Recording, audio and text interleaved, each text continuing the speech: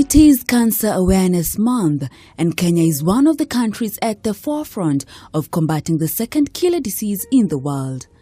Conversations about the disease are seemingly on everyone's lips, but the narrative of the phobia of being diagnosed with the most dreaded disease is quickly changing to how one can avert cancer by eating right.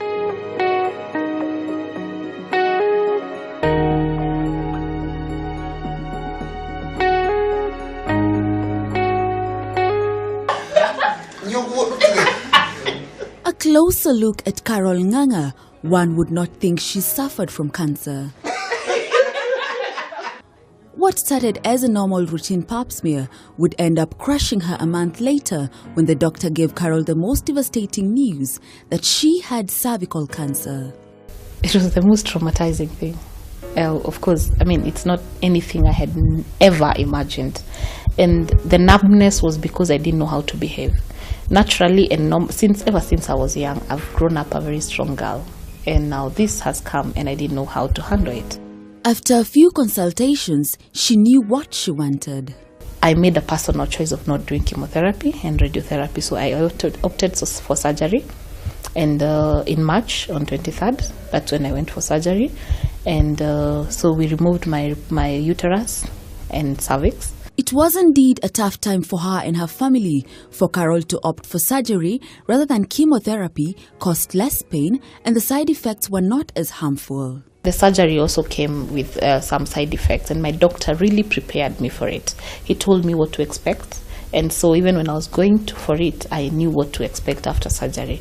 But I didn't have that intense, because the loss of hair is it's a result of a reaction of the chemicals that are in chemotherapy. Carol is now a new woman. In just a span of 1 year, she's free of cancer, all thanks to a proper diet and eating right, which she says was key to her transformation and health. The role of chlorophyll. Chlorophyll is just the green thing, the green matter that we see, which we sometimes destroy by cooking it. And so we are great advocates of salads, advocates of smoothies and juices, so that we can be able to get the nutrients directly to our body. Carol has now formed a group of cancer survivors with a membership of 250 people. She also has another group by the name Afya Harvest, whose aim is to educate people on nutrition.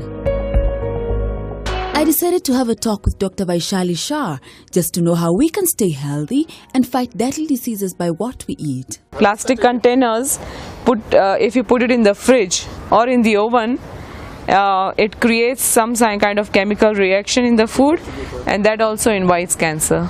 And to those who fancy a piece of meat in their plate every often, the way we eat, our food, the way it is supplied to the shop and then it comes to us, a lot of chemical is getting used in producing and maintaining that meat. So those things, when it goes into your system, it doesn't work, and that is how it creates cancer. But then the question is, what is right to eat or not? It is extremely healthy if you have something which is based on plant.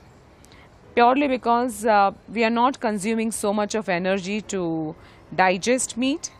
Second thing is, there is absolutely no side effect of any plant-based diet. And to those who are still battling the disease, Carol has this to them. It does not mean because you are told by your doctor that you have cancer that you give up. Because the moment you give up, you tell your mind you have given up. Your body gets that message and it refuses even the treatment. As cancer screening continues to take part in various parts of the country, from Carol's experience and doctors' advice, it is important to think about what one eats, and a plus if you change your diet once in a while.